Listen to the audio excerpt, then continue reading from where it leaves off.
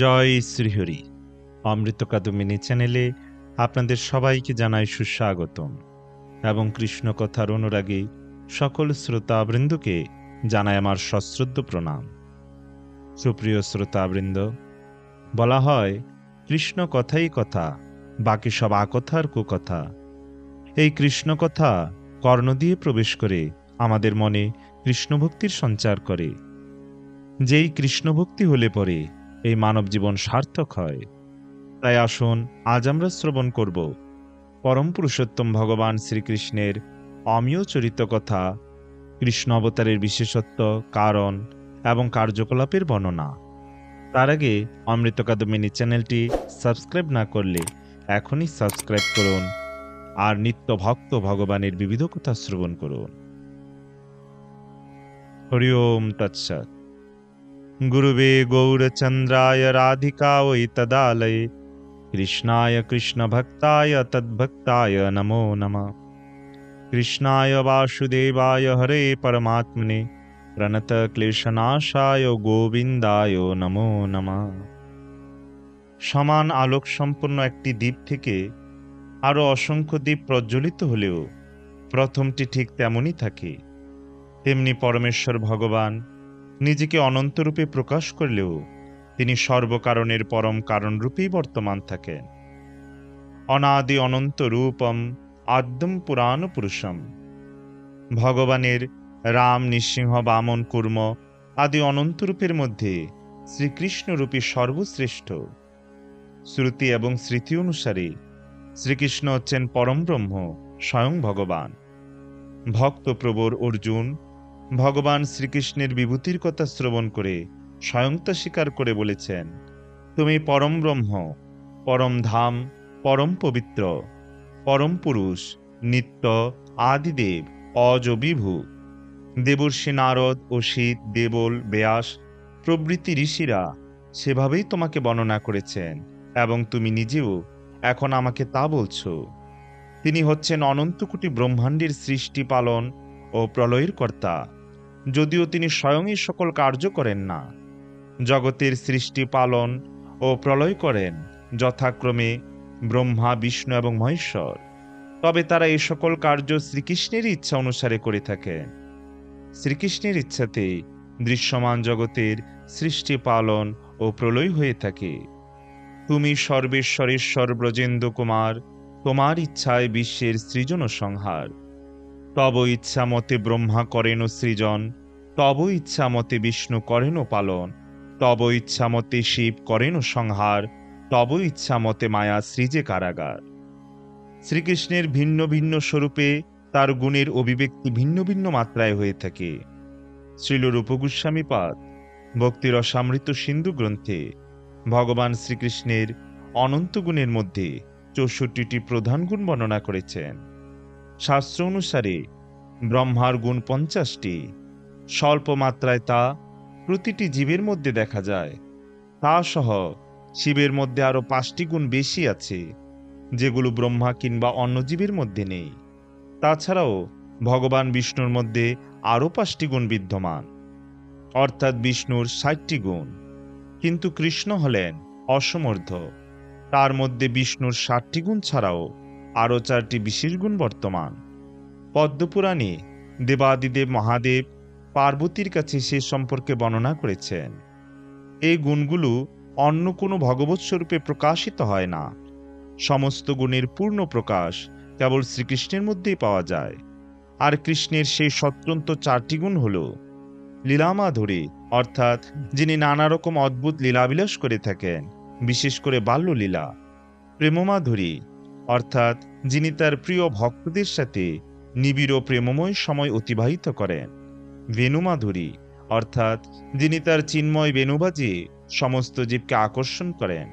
এবং রূপমাধুরী, অর্থাৎ যার অপরূপ রূপ মাধুর্য অপাকৃত, যার কোনো তুলনা হয় না।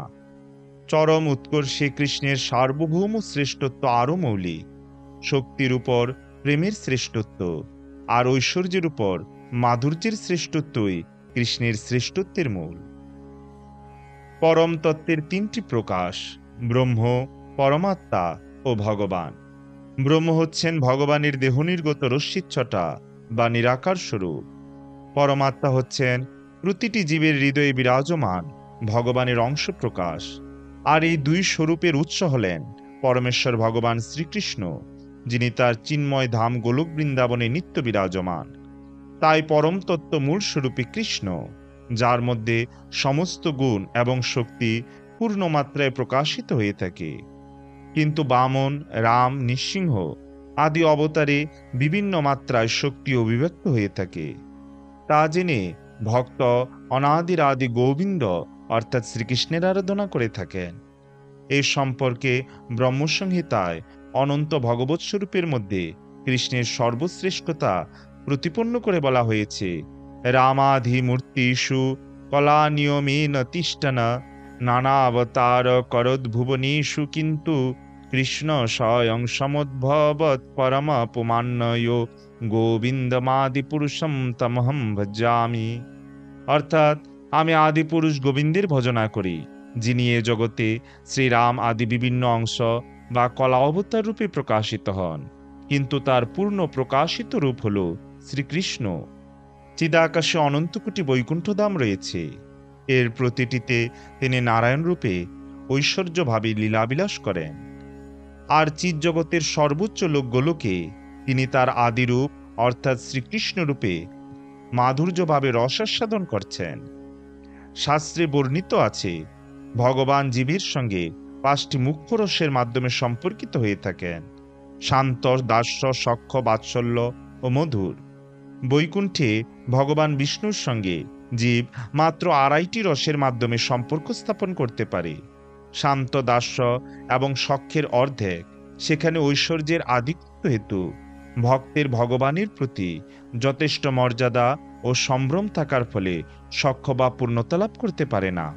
কৃষ্ণলোকে ভগবান শ্রীকৃষ্ণ দ্বারকা, মথুরা ও বৃন্দাবনে ভিন্ন ভিন্ন স্বরূপে অবস্থান করেন। দ্বারকায় ঐশ্বর্য, মথুরায় ঐশ্বর্য ও মাধুর্য এবং বৃন্দাবনে শুদ্ধ মাধুর্যভাবে তিনি তার ভক্তদের সাথে সম্পর্কিত।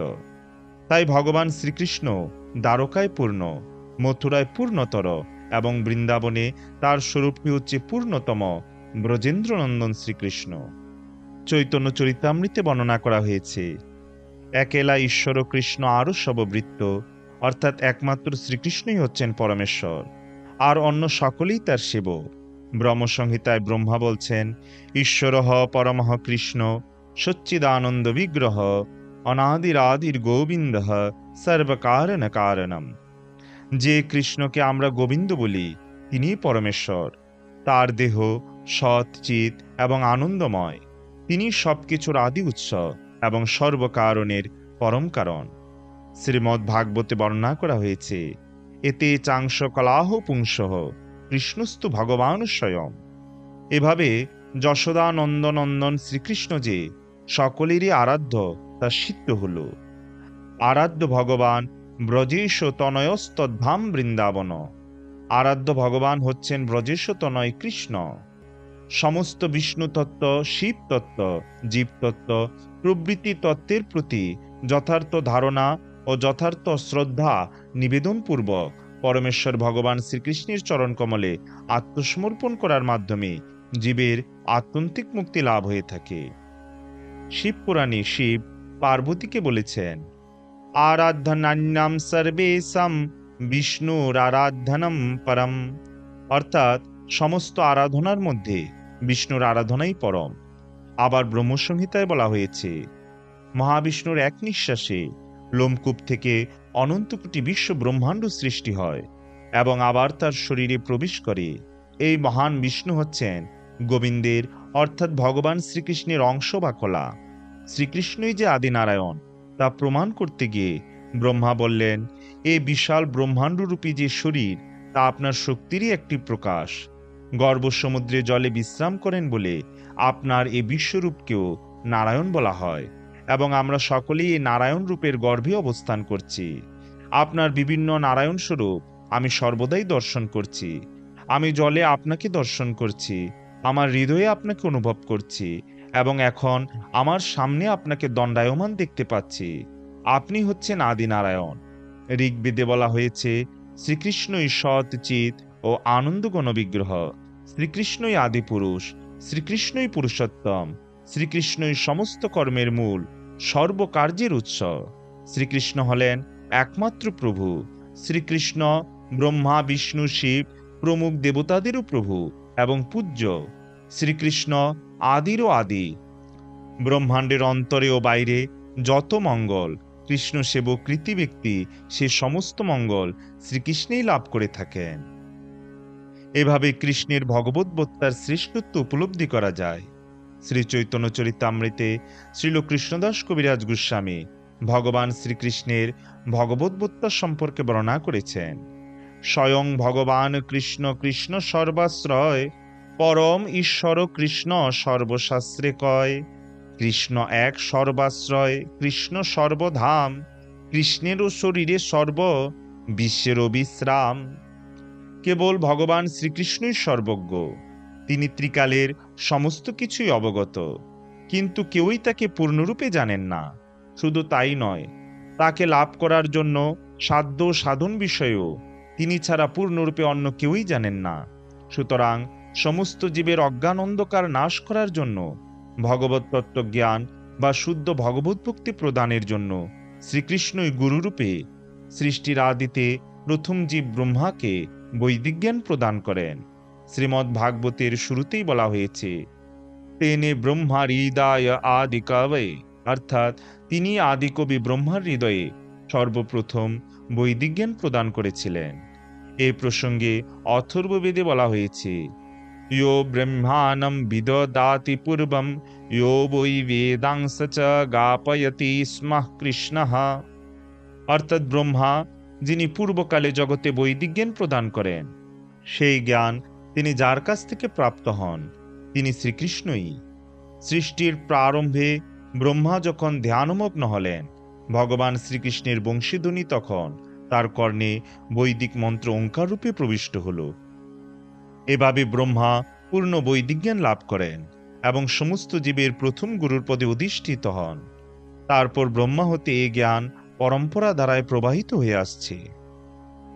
শ্রীকৃষ্ণের অবতরণ সম্বন্ধে ভগবদ্গীতায় বলা হয়েছে, यदा यदा हि धर्मस्य ग्लानिर्भवति भारत अभ्युत्थानमधर्मस्य तदात्मनं सृजाम्यहम्। হে ভারত, যখনই ধর্মের অধপতন হয় এবং অধর্মের অভ্যুত্থান হয়, তখন আমি নিজেকে প্রকাশ করে অবতীর্ণ হই। কিন্তু ভগবান শ্রীকৃষ্ণ স্বয়ং প্রতিযুগে অবতীর্ণ হন না। তার বিভিন্ন অবতার যথা পুরুষাবতার, লীলাবতার, যুগাবতার, গুণাবতার, শক্তাবেশ অবতার ও মনন্তর অবতার রূপে অবতীর্ণ হন। তিনি ব্রহ্মার একদিনে একবার মাত্র অবতীর্ণ হন। সত্য, ত্রেতা, দাপর ও কলি এ চার যুগকে একত্রে এক দিব্য যুগ বা চতুর্যুগ বলা হয়। ৭১ চতুর্যুগে এক মনন্তর হয়, আর ১৪ মনন্তরে ব্রহ্মার একদিন হয়। এ সময়ের মধ্যে স্বয়ং শ্রীকৃষ্ণ একবার আসেন, কিন্তু ব্রহ্মার একদিনে ১,০০০ দিব্য চতুর্যুগ বা ৪,০০০ যুগে প্রায় ৪,০০০ যুগাবতার অবতীর্ণ হন। ব্রহ্মার একদিনে ১৪ মনন্তর, প্রতি মনন্তরে ৭১ চতুর্যুগ। তবে শ্রীকৃষ্ণ কোন মনন্তরের কোন চতুর্যুগের কোন যুগে অবতীর্ণ হন? তিনি বৈবস্বত নামক সপ্তম মনন্তরের ২৮তম চতুর্যুগের দাপর যুগের শেষে অবতীর্ণ হন। এ প্রসঙ্গে চৈতন্য চরিতামৃতে বলা হয়েছে, পূর্ণ ভগবান ও কৃষ্ণ ব্রজেন্দ্র কুমার গোলকে ব্রজেরও সহ নিত্য বিহার। ব্রহ্মারও একদিনে ইহ একবার অবতীর্ণ হইয়া করেন প্রকট বিহার। সত্য, ত্রেতা, দাপর, কলি চারি যুগ জানি, সেই চারি যুগে দিব্য এক যুগ মানি। ৭১ চতুর্যুগে এক মনন্তর, ১৪ মনন্তর ব্রহ্মার দিবস ভিতর। বৈবস্বত নাম এই সপ্তম মনন্তর, ২৭ চতুর্যুগ গেলে তাহার অন্তর। অষ্টবিংশ চতুর্যুগে দাপরেরও শেষে ব্রজেরও সহিতে হয় কৃষ্ণেরও প্রকাশে। জ্যোতির্বিদদের গণনা অনুসারে খ্রিস্টপূর্ব ৩১০১ সাল থেকে কলিযুগের আরম্ভ। বর্তমানে ২০২৪ খ্রিস্টাব্দ চলছে। তাহলে কলিযুগের বর্তমান বয়স হয় ৫,১২৫ বছর। শ্রীকৃষ্ণের অন্তর্ধানের দিন কলির আবির্ভাব, এবং শ্রীকৃষ্ণ 125 বছর প্রকটলীলা করেছেন। সুতরাং শ্রীকৃষ্ণের আবির্ভাব 5250 বছর পূর্বে হয়েছিল। 2024 খ্রিস্টাব্দ থেকে 5250 বছর পূর্বে শ্রীকৃষ্ণ আবির্ভূত হন। ভগবদ্গীতায় শ্রীকৃষ্ণ নিজেই বলেছেন যে তার জন্ম এবং কর্ম সবই দিব্য, এবং কেউ যখন তত্ত্বগতভাবে তা জানতে পারেন তখন তিনি ভগবদ্ধামে প্রবেশ করার যোগ্যতা অর্জন করেন। ভগবানের জন্ম কোনো সাধারণ মানুষের মতো নয়। সাধারণ মানুষের জন্ম হয় কর্মফলের বন্ধনে আবদ্ধ হয়ে। কর্মের ফলস্বরূপ সে এক দেহ থেকে অন্য দেহে দেহান্তরিত হয়। ভগবানের জন্মের কথা বিশ্লেষণ করে ভগবদ্গীতার 2য় অধ্যায়ে বলা হয়েছে তিনি তার নিজের ইচ্ছায় আবির্ভূত হন। যখন শ্রীকৃষ্ণের আবির্ভাবের সময় হল, তখন কাল সর্বগুণ সমন্বিত হয়ে পরম সুন্দর হয়ে উঠল, এবং পৃথিবীও আনন্দে পরিপূর্ণ হয়ে উঠল। তিথি, যোগ এবং নক্ষত্র তখন সর্বমঙ্গলময় এবং সর্বসুলক্ষণযুক্ত হয়ে উঠল, এবং সর্বসুলক্ষণযুক্তা রোহিণী নক্ষত্র তখন তুঙ্গে প্রকাশিত হল। ব্রহ্মা স্বয়ং এই রোহিণী নক্ষত্র পর্যবেক্ষণ করেন। জ্যোতিষশাস্ত্র অনুসারে নক্ষত্রের অবস্থান ছাড়াও বিভিন্ন গ্রহের অবস্থান ও প্রভাবের ফলে শুভ এবং অশুভ তিথি ও যোগ বিচার করা হয়। শ্রীকৃষ্ণের আবির্ভাবকালে সমস্ত গ্রহ মঙ্গলময় অবস্থা ও শুভ ইঙ্গিত প্রদর্শন করে বিরাজ করতে লাগল। তখন পরমেশ্বর ভগবান শ্রীকৃষ্ণ রাতের গভীর অন্ধকারে চতুর্ভুজ বিষ্ণুরূপ ধারণ করে দেবকী বসুদেবের সম্মুখে আবির্ভূত হলেন। পূর্ণচন্দ্র যেভাবে উদিত হয় ঠিক সেভাবেই পরমেশ্বর ভগবান আবির্ভূত হলেন। কেউ প্রশ্ন করতে পারে যে শ্রীকৃষ্ণের আবির্ভাব হয়েছিল অষ্টমী তিথিতে, তাহলে পূর্ণচন্দ্রের উদয় হলো কি করে? এর উত্তরে বলা হয়েছে যে শ্রীকৃষ্ণ চন্দ্রবংশে আবির্ভূত হয়েছিলেন, তাই চন্দ্র সেই রাতে অপূর্ণ থাকলেও সেই বংশে ভগবানের আবির্ভাবের ফলে আনন্দে উৎফুল্ল হয়ে সেদিন পূর্ণ হয়ে উঠলেন।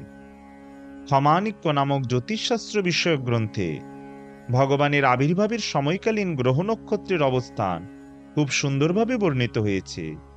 সেখানে প্রমাণ করা হয়েছে যে এই শুভ মুহূর্তে যে শিশুটির জন্ম হল তিনি হলেন পরম ব্রহ্ম। বসুদেব দেখলেন যে সেই অদ্ভুত শিশুটি চতুর্ভুজ।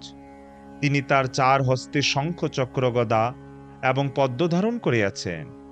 বক্ষে তার শ্রীবৎস চিহ্ন, কণ্ঠে কৌস্তুভ শোভিত কণ্ঠহার, পরনে পীতবসন, উজ্জ্বল মেঘের মতো তার গায়ের বর্ণ, বৈদুর্য মণিভূষিত কিরীট তার মস্তকে শোভা পাচ্ছে, নানা রকম মহামূল্যবান মণিরত্ন শোভিত সমস্ত অলঙ্কার তার দিব্য দেহে শোভা পাচ্ছে, তার মাথাবর্তী কুঞ্চিত কালো কেশরাশি। এই অদ্ভুত শিশুটিকে দেখে বসুদেব অত্যন্ত আশ্চর্য হলেন। তিনি ভাবলেন কিভাবে একটি নবজাত শিশু এরকম সমস্ত অলঙ্কারে ভূষিত হলেন। তাই তিনি বুঝতে পারলেন যে শ্রীকৃষ্ণই তার পুত্ররূপে আবির্ভূত হয়েছেন। তিনি তখন অত্যন্ত উৎফুল্ল হয়ে উঠলেন। বসুদেব তখন ভাবতে লাগলেন, যদিও তিনি একজন সাধারণ মানুষ এবং বাহ্যিক দিক থেকে কংসের কারাগারে আবদ্ধ, তবুও পরমেশ্বর ভগবান বিষ্ণু তার স্বরূপ ধারণ করে তার সন্তান রূপে আবির্ভূত হয়েছেন। কোনো মনুষ্য শিশু এভাবে চতুর্ভুজ রূপ নিয়ে অলঙ্কার এবং সব রকম দিব্য সাজে সজ্জিত হয়ে পরমেশ্বর ভগবানের সমস্ত লক্ষণযুক্ত হয়ে জন্মগ্রহণ করেন না। বসুদেব বারবার সেই শিশু সন্তানটির দিকে তাকিয়ে দেখতে লাগলেন এবং ভাবতে লাগলেন কিভাবে তার এরকম সৌভাগ্যের মুহূর্তটি তিনি উদযাপন করবেন। তিনি ভাবলেন, সাধারণত যখন পুত্র সন্তানের জন্ম হয় মানুষ তখন মহোৎসব করে, আর পরমেশ্বর ভগবান আজ আমার গৃহে আমার সন্তান রূপে আবির্ভূত হয়েছেন, কত মহা আড়ম্বরেই না এই উৎসব পালন করা উচিত। বসুদেবের মনে আর যখন কোনো সংশয় রইল না যে এই নবজাত শিশুটি হচ্ছেন পরমেশ্বর ভগবান, তখন তিনি করজোড়ে প্রণিপাত করে তার বন্দনা করতে শুরু করলেন। বসুদেব তখন চিন্ময় স্তরে অধিষ্ঠিত ছিলেন এবং তিনি সম্পূর্ণভাবে কংসের ভয় থেকে মুক্ত হলেন। শিশুটির অঙ্গকান্তিতে সেই ঘর উদ্ভাসিত হয়ে উঠল। বসুদেব তখন প্রার্থনা করতে লাগলেন, আমি জানি আপনি হচ্ছেন পরমেশ্বর ভগবান, সমস্ত জীবের পরমাত্মা, এবং পরম সত্য। আপনি আপনার নিত্য স্বরূপ নিয়ে আবির্ভূত হয়েছেন, যা আমি এখন সরাসরি দর্শন করতে পারছি। আমি বুঝতে পারছি যে যেহেতু আমি কংসের বয়ে ভীত, তাই সে ভয় থেকে আমাকে উদ্ধার করার জন্য আপনি আবির্ভূত হয়েছেন। আপনি এই প্রকৃতির অতীত। আপনি সেই পরম পুরুষ যিনি মায়ার প্রতি দৃষ্টিপাত করে এই জড়জগৎ প্রকাশিত করেন। হে প্রভু, পরম নিয়ন্তা হওয়া সত্ত্বেও আপনি কৃপা করে আমার পুত্ররূপে অবতরণ করেছেন। বর্বর কংস ও তার দুরাচারী সঙ্গীরা, যারা রাজবেশ ধারণ করে পৃথিবীর উপর রাজত্ব করছে, সে সমস্ত অসুর ও তাদের অনুচরদের সংহার করার জন্যই আপনি অবতরণ করেছেন। আপনি যে তাদের সংহার করবেন সে বিষয়ে আমার কোনো সন্দেহ নেই, কিন্তু সে কথা জানতে পেরে কংস আপনার পূর্বজাত ভাইদের হত্যা করেছে। এখন সে কেবল আপনার জন্ম সংবাদের প্রতীক্ষা করছে। সংবাদ পাওয়া মাত্রই সে আপনাকে হত্যা করার জন্য এখানে সশস্ত্র উপস্থিত হবে। তারপর মাতা দেবকীও পরমেশ্বরের নিকট প্রার্থনা করেন। দেবকীর প্রার্থনা শুনে ভগবান বললেন, হে মাতা, স্বয়ম্ভুব মনুর সময়ে আমার পিতা বসুদেব সুতপা নামে একজন প্রজাপতি ছিলেন, আর আপনি ছিলেন তার পত্নী। আপনার নাম ছিল কৃষ্ণী। সেই সময় ব্রহ্মা প্রজাবৃদ্ধি করার আকাঙ্ক্ষায় আপনাদের সন্তান উৎপাদন করতে অনুরোধ করেন। তখন আপনারা আপনাদের ইন্দ্রিয় সংযম করে কঠোর তপস্যা করেছিলেন। প্রাণায়াম করে আপনি এবং আপনার প্রতি জরা প্রকৃতির সমস্ত নিয়মগুলি সহ্য করেছিলেন। বর্ষার বর্ষণ, গ্রীষ্মের তাপ, ঝড় ঝঞ্ঝা সব আপনারা সহ্য করেছিলেন। হৃদয় নির্মল করেছিলেন এবং জরা প্রকৃতির সমস্ত প্রভাব থেকে মুক্ত হয়েছিলেন। তপশ্চর্যা পালন করে আপনারা কেবল গাছের ঝরা পাতা আহার করে জীবন ধারণ করেছিলেন। তারপর আপনারা ইন্দ্রিয় নিগ্রহ করে একাগ্র চিত্তে আমার আরাধনা করে আমার কাছ থেকে কোনো অদ্ভুতবোধ প্রার্থনা করেছিলেন।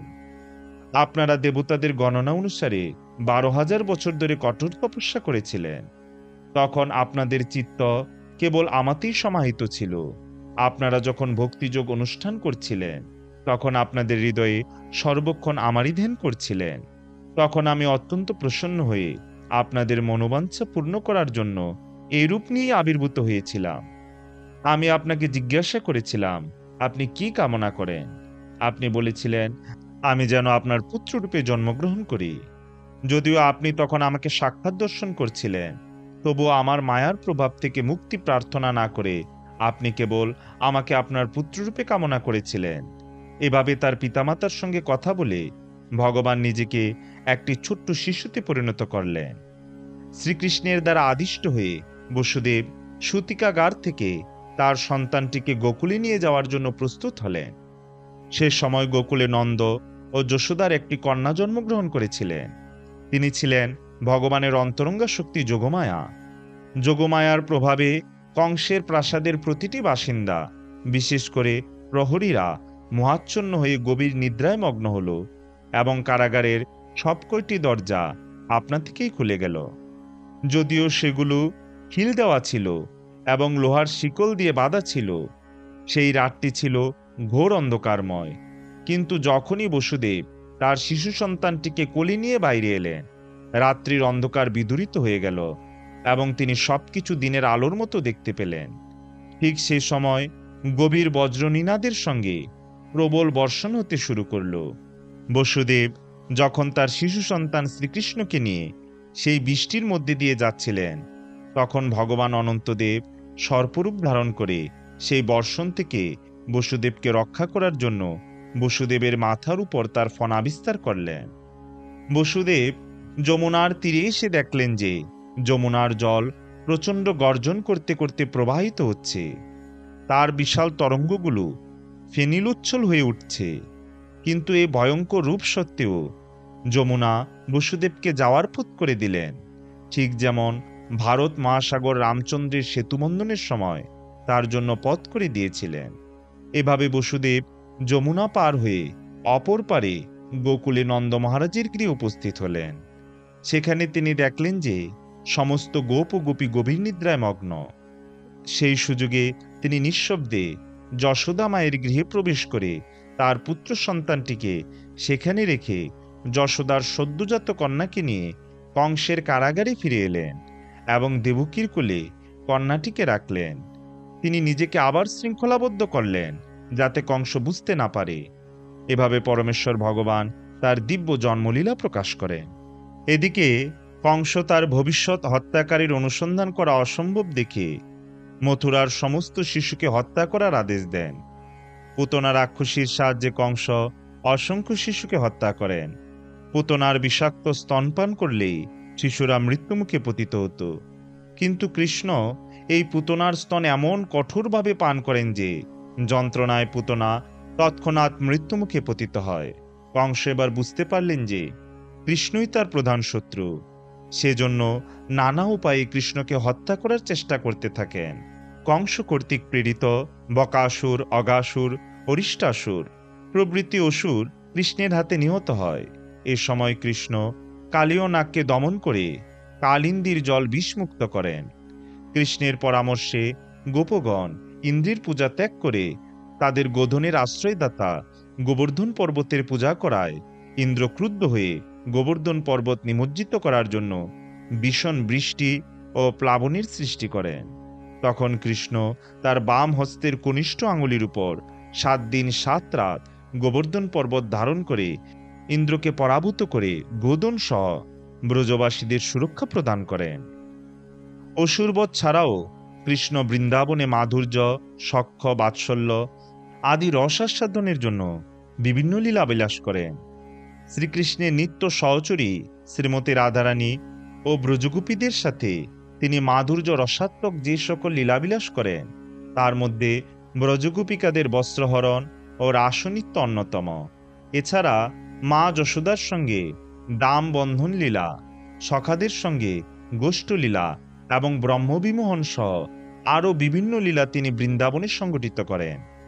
বৃন্দাবনে কৃষ্ণের অদ্ভুত বিক্রমে ক্রোধিত হয়ে কংস কৃষ্ণ বলরামকে নিমন্ত্রণ করার জন্য অক্রূরকে পাঠান। অক্রূর কৃষ্ণকে কংসের নিমন্ত্রণ ও গুপ্ত অভিসন্ধির কথা জানান। কৃষ্ণ ও বলরাম নিমন্ত্রণ গ্রহণ করা মাত্র 10 বছর 8 মাস বয়সে মথুরায় চলে যান। মথুরায় 2 ভাই ক্রীড়াক্ষেত্রে প্রবেশ করলে কংস চানুর ও মুষ্টিক নামে 2 জন মল্লযোদ্ধাকে তার সঙ্গে যুদ্ধ করতে বললেন। তাদের গোপন অভিসন্ধি ছিল যে তারা কৃষ্ণ বলরামকে পরাজিত করে হত্যা করবে। কংস গোপনে একটি হাতিকে নিযুক্ত করেন যেন প্রয়োজন হলে হাতিটি তাদের উভয়কেই পদদলিত করতে পারে। মল্লযোদ্ধারা কৃষ্ণ বলরাম কর্তৃক পরাজিত নিহত হয়। তারপর কংসের রক্ষীদের হত্যা করে কৃষ্ণ কংসকে বধ করেন এবং কারারুদ্ধ উগ্রসেনকে মুক্ত করে মথুরার সিংহাসনে অধিষ্ঠিত করেন। এরপর কৃষ্ণ বলরাম মথুরায় পিতামাতার সঙ্গে বাস করতে থাকেন। তারপর সন্দীপনী মুনির কাছে কৃষ্ণ বলরাম শাস্ত্র অধ্যয়ন করেন। সেখানে তিনি পঞ্চজন নামে এক অসুরকে বধ করে গুরুপুত্রকে উদ্ধার করেন এবং পাঞ্চজন্য শঙ্খ লাভ করেন। দ্বারকায় বিদর্ভরাজ ভীষ্মকের কন্যা রুক্মিণী কৃষ্ণকে মনে মনে প্রতিরূপে বরণ করে এক ব্রাহ্মণের মাধ্যমে তার নিকট সংবাদ পাঠান। রুক্মিণীর আবেদনে কৃষ্ণ বিদর্ভ দেশে এসে অম্বিকা দেবীর মন্দির থেকে রুক্মিণীকে হরণ করেন। রুক্মিণী রাজা শিশুপালের বাগদত্তা ছিলেন। সেজন্য শিশুপাল ঈর্ষান্বিত হয়ে কৃষ্ণের সঙ্গে যুদ্ধ করেন, কিন্তু পরিশেষে পরাজিত হয়ে নিজ রাজ্যে প্রস্থান করেন। রুক্মিণীর গর্ভে কৃষ্ণের প্রদ্যুম্ন প্রমুখ 10 জন পুত্র ও চারুমতি নামে এক কন্যা হয়। রুক্মিণী ছাড়াও কৃষ্ণের জাম্ববতী, সুশীলা, সত্যভামা ও লক্ষণা সহ 16,108 জন স্ত্রী ছিলেন এবং প্রত্যেকের জন্যই ছিল আলাদা আলাদা প্রাসাদ। একথা শুনে কেউ হয়তো বিস্মিত হতে পারে, কিন্তু যেহেতু কৃষ্ণ পরমেশ্বর ভগবান তাই তার পক্ষে তা মোটেও সম্ভব নয়। একবার নারদমুনি দ্বারকায় এসে কৃষ্ণকে পৃথকভাবে একই সময়ে সকল রানীর প্রাসাদেই দেখতে পেয়েছিলেন, যা সাধারণ মানুষের পক্ষে কখনোই সম্ভব নয়। কৃষ্ণ পাণ্ডবদের মাতুল পুত্র আর কুন্তী দেবী হলেন কৃষ্ণের পিসি। দ্রৌপদীর স্বয়ম্বর সভাতে পাণ্ডবদের সঙ্গে কৃষ্ণের প্রথম আলাপ পরিচয় ও সম্প্রীতি স্থাপিত হয়। পূর্বেই কৃষ্ণের বহু মহিমা শ্রবণ করার ফলে তারা কৃষ্ণের প্রতি অনুরক্ত ছিল। পাণ্ডবরা ন্যায়সঙ্গতভাবেই দ্রৌপদীকে লাভ করেছেন, এ অভিমত ব্যক্ত করে কৃষ্ণ সমবেত রাজাদের পাণ্ডবদের সঙ্গে যুদ্ধে প্রবৃত্ত হতে নিষেধ করেন। কৃষ্ণের পরামর্শক্রমেই বনবাসকালে অর্জুন কৃষ্ণের বোন সুভদ্রাকে হরণ করে বিবাহ করেন। সুভদ্রার বিবাহ উপলক্ষে কৃষ্ণ ইন্দ্রপ্রস্থে কিছুকাল বাস করেন। মগধরাজ জরাসন্ধ কৃষ্ণের ঘোর শত্রু ছিলেন। যুধিষ্ঠিরের রাজসূয় যজ্ঞের পূর্বে কৃষ্ণ, ভীম ও অর্জুন ছদ্মবেশে মগধে যান এবং সেখানে কৃষ্ণের পরামর্শ অনুযায়ী ভীম মল্লযুদ্ধে জরাসন্ধকে বধ করেন। জরাসন্ধ সে সময় বহু রাজাদের অন্যায়ভাবে বন্দী করে রেখেছিলেন। জরাসন্ধকে বধ করার মাধ্যমে কৃষ্ণ সে সমস্ত রাজাদের উদ্ধার করেন। যুধিষ্ঠিরের রাজসূয় যজ্ঞে শ্রেষ্ঠ ব্যক্তি হিসেবে ভীষ্মদেব কৃষ্ণকে অর্ঘ্যদান করার পরামর্শ দিলে কৃষ্ণের পিস্তুত ভাই চেদিরাজ শিশুপাল ঈর্ষান্বিত হয়ে কৃষ্ণের নিন্দা করতে শুরু করেন। এর আগেও শিশুপাল বহুবার কৃষ্ণের বিরোধিতা করেছেন, কিন্তু শিশুপালের মায়ের কাছে তার শত অপরাধ মার্জনা করতে তিনি প্রতিজ্ঞাবদ্ধ ছিলেন। এবার শিশুপালের শত অপরাধ অতিক্রান্ত হওয়ায় কৃষ্ণ সুদর্শন চক্র দ্বারা শিশুপালের মস্তক ছেদন করেন। পাণ্ডব কৌরবদের দ্রুতক্রীড়া সভায় কৃষ্ণ অনুপস্থিত ছিলেন। তখন তিনি শাল্যরাজের সৌভনগর বিনাশকার্যে ব্যস্ত ছিলেন। দ্রুতক্রীড়া সভায় দুর্যোধন তার ভাই দুঃশাসনকে অন্যায়ভাবে দ্রৌপদীর বস্ত্রহরণ করার আদেশ দেন। অসহায় দ্রৌপদী সভায় উপস্থিত হয়ে তার 5 স্বামীসহ সকলের কাছে তাকে রক্ষা করার জন্য প্রার্থনা করেন, কিন্তু প্রত্যেকেই তাদের তথাকথিত ধর্মের বেড়াজালে বন্দী থাকার ফলে কেউ দ্রৌপদীকে সাহায্য করতে পারেনি। এমত অবস্থায় কোনো উপায়ন্তর না দেখে দ্রৌপদী সম্পূর্ণ আত্মসমর্পণ পূর্বক দুহাত তুলে কৃষ্ণের কাছে প্রার্থনা করেন। কৃষ্ণ অলৌকিকভাবে তখন অপরিমেয় বস্ত্রদানের মাধ্যমে দ্রৌপদীকে রক্ষা করেন। কুরুক্ষেত্র যুদ্ধের প্রাক্কালে কুরু পাণ্ডু উভয় পক্ষই সাহায্য প্রার্থী হয়ে দ্বারকায় কৃষ্ণের নিকট আসেন। কৃষ্ণ তখন নিদ্রিত ছিলেন। প্রথমে দুর্যোধন কৃষ্ণের মাথার কাছে একটি উৎকৃষ্ট আসনে এসে বসেন। কিছুক্ষণ পর অর্জুন এসে কৃষ্ণের চরণের কাছে বসে অপেক্ষা করতে থাকেন। কৃষ্ণ জাগ্রত হয়ে প্রথমে অর্জুন ও পরে দুর্যোধনকে দেখেন। তখন উভয় পক্ষই কৃষ্ণকে তাদের পক্ষে যোগদান করতে অনুরোধ করেন। কৃষ্ণ তখন বলেন যে যদিও দুর্যোধন আগে এসেছে, তবুও অর্জুনকেই তিনি আগে দেখেছেন, তবে উভয় পক্ষকেই তিনি সাহায্য করবেন। একদিকে কৃষ্ণের 10 কোটি নারায়ণী সেনা ও অপরদিকে তিনি স্বয়ং নিরস্ত্র। এই দুয়ের মধ্যে তিনি আগে অর্জুনকে বেছে নিতে বললেন। অর্জুন কৃষ্ণকেই বরণ করলেন, আর দুর্যোধন নিলেন নারায়ণী সেনা। যুদ্ধের প্রাক্কালে পাণ্ডবদের অনুরোধে কৃষ্ণ একবার শান্তিদূত হিসেবে হস্তিনাপুরে গিয়ে পাণ্ডবদের জন্য কেবল 5টি গ্রাম প্রার্থনা করে ধৃতরাষ্ট্রকে যুদ্ধ না করার জন্য শান্তি প্রস্তাব দিলেন। কিন্তু দুর্যোধনের আসরিক বৃত্তি আর ধৃতরাষ্ট্রের পুত্রমোহের কারণে শান্তি প্রস্তাব নিষ্ফল হল। তখন দুর্যোধন ক্রুধিত হয়ে কৃষ্ণকে বন্দী করার চেষ্টা করলে কৃষ্ণ হস্তিনাপুরের রাজসভায় তার বিশ্বরূপের কিঞ্চিত প্রদর্শন করেন। কুরুক্ষেত্রের যুদ্ধে তিনি অর্জুনের সারথীর ভূমিকা পালন করেন। যুদ্ধের প্রাক্কালে কৃষ্ণ অর্জুনকে উপলক্ষ করে জগজ্জীবের উদ্দেশ্যে পরম জ্ঞান প্রদান করেছিলেন, যা শ্রীমদ্ ভগবদ্ গীতা নামে প্রসিদ্ধ। এ গ্রন্থ মানব সমাজের জন্য এক অমূল্য সম্পদ। এই যুদ্ধে তিনি বন্ধুর মতো পরামর্শ দিয়ে ধর্ম সংস্থাপনের জন্য পাণ্ডবদের জয়ে সাহায্য করেন। এমনকি ধর্ম সংস্থাপনার্থে তিনি দ্রোণবধের জন্য যুধিষ্ঠিরকে মিথ্যা ভাষণের পরামর্শ ও অন্যায় যুদ্ধে দুর্যোধনের উরুভঙ্গের পরামর্শ দিতেও কুণ্ঠিত হননি। কুরুক্ষেত্র যুদ্ধে অস্ত্রধারণ না করার প্রতিজ্ঞা সত্ত্বেও তৃতীয় দিনের যুদ্ধে ভীষ্মের পরাক্রম দেখে তিনি স্বয়ং রথের চাকা হাতে ভীষ্মকে বধ করতে অগ্রসর হন। ভীষ্ম সানন্দে কৃষ্ণের হাতে তার মৃত্যুকে বরণ করে নিতে চেয়েছিলেন, কিন্তু অর্জুনের অনুরোধে কৃষ্ণ ভীষ্মকে হত্যা করা থেকে নিবৃত্ত হন। জয়দ্রথ, দ্রোণ ও কর্ণবধ কৃষ্ণের সাহায্য ছাড়া সম্পূর্ণ হতো না। অশ্বত্থামা ব্রহ্মশির নামক অস্ত্র নিক্ষেপ করে উত্তরার গর্ভস্থ সন্তান পরীক্ষিতকে হত্যা করতে চাইলে কৃষ্ণ তাকে সেই ব্রহ্মাস্ত্র থেকে রক্ষা করেন। কুরুক্ষেত্র যুদ্ধের শেষে যুদ্ধক্ষেত্র দর্শন করে গান্ধারী কৃষ্ণকে অভিশাপ দেন যে এই জাতি ক্ষয়কারক যুদ্ধ নিবারণে সমর্থ হয়েও যেহেতু কৃষ্ণ তা নিবারণ করেননি, তাই এই যুদ্ধের পর যদুবংশের ধ্বংস হবে। যুদ্ধে পাণ্ডবদের জয়লাভের পর কৃষ্ণ দ্বারকায় প্রত্যাবর্তন করেন। পরে যুধিষ্ঠিরের অশ্বমেধ যজ্ঞে যোগ দেওয়ার জন্য তিনি পুনরায় হস্তিনাপুরে আসেন এবং যজ্ঞ শেষে আবার দ্বারকায় ফিরে যান। ভগবান শ্রীকৃষ্ণ বিভিন্ন অশুভ লক্ষণ দেখে যাদবগণকে প্রবাসে সরস্বতী নদীর তীরে সস্তায়নী সম্পাদন করার আদেশ করেন। তারা কৃষ্ণের আদেশ অনুসারে প্রবাসে গমন করেন। সেখানে তারা উৎসবে মগ্ন হন এবং ভগবান শ্রীকৃষ্ণের মায়াশক্তির দ্বারা মোহিত হয়ে মদিরা পান করে নেশাগ্রস্ত হন।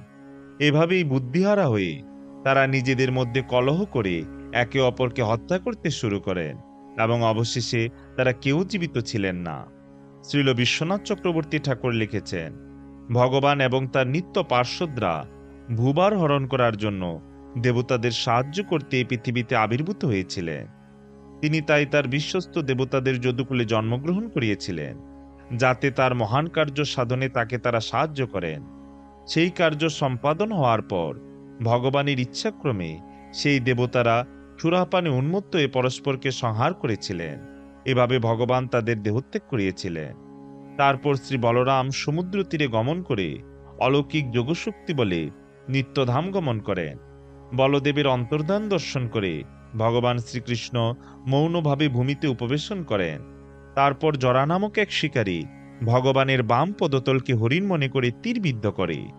শিকারী তৎক্ষণাৎ তার ভুল বুঝতে পেরে ভগবান শ্রীকৃষ্ণের পদতলে পতিত হয়ে দণ্ড গ্রহণের জন্য একান্তভাবে অনুরোধ করতে থাকে। তারপর ভগবান তাকে বলেন যে সে যা করেছে তা তার নিজ ইচ্ছে সংগঠিত হয়েছে। তারপর ভগবান শ্রীকৃষ্ণ সেই শিকারীকে বৈকুণ্ঠে প্রেরণ করে তার নিত্যধামে প্রবেশ করেন। এই জড়জগতে ভগবানের আবির্ভাব এবং তিরোভাব সম্পূর্ণরূপে নির্ভর করে তার পরমিচ্ছার উপর। সাধারণ জীবের মতো তার আবির্ভাব এবং তিরোভাব প্রকৃতির নিয়মের বশবর্তী হয়ে কোনো উন্নত শক্তির দ্বারা পরিচালিত হয় না। তিনি তার ইচ্ছা অনুসারে অন্য কোনো স্থানে তার আবির্ভাব কিংবা তিরোভাব ব্যাহত না করেও যে কোনো স্থানে যে কোনো সময় আবির্ভূত হতে পারেন। সূর্যের যেমন জন্ম বা মৃত্যু হয় না, কেবল উদয় বা অস্ত হয়, তেমনি ভগবানেরও জন্ম বা মৃত্যু হয় না। তিনি কেবল তার লীলা বিস্তারের জন্য এ জগতে আবির্ভূত বা অন্তর্হিত হন। পুরাণ পুরুষ ভগবান শ্রীকৃষ্ণ 125 বছরে ধরাধামে অবস্থান করে গোলকে গমন করেন। শ্রীপাদ বিশ্বনাথ চক্রবর্তী ঠাকুর বলেছেন, মাগশ্রী তেষু তেষু তদ অন্তর্ধানং কলি প্রবিশ্যম। মাঘ মাসের পূর্ণিমা তিথিতে কৃষ্ণ এ জগৎ থেকে অন্তর্হিত হয়ে স্বধামে প্রত্যাবর্তন করেছেন। সুপ্রিয় শ্রোতাবৃন্দ, আজ এখানেই সমাপ্ত। সবাইকে পরবর্তী ভিডিও দেখার আমন্ত্রণ রইল। জয় জয় পরমেশ্বর ভগবান ব্রজেন্দ্রনন্দন শ্রীকৃষ্ণচন্দ্রের জয়। কৃষ্ণ কথা শ্রবণকারী সকল ভক্তবৃন্দের জয়। জয় শ্রীকৃষ্ণ চৈতন্য প্রভু নিত্যানন্দ, শ্রী অদ্বৈত গদাধর শ্রীবাসাদি শ্রী গৌর ভক্তবৃন্দ। হরে কৃষ্ণ কৃষ্ণ কৃষ্ণ হরে হরে, হরে রাম রাম রাম হরে হরে। জয় শ্রী হরি।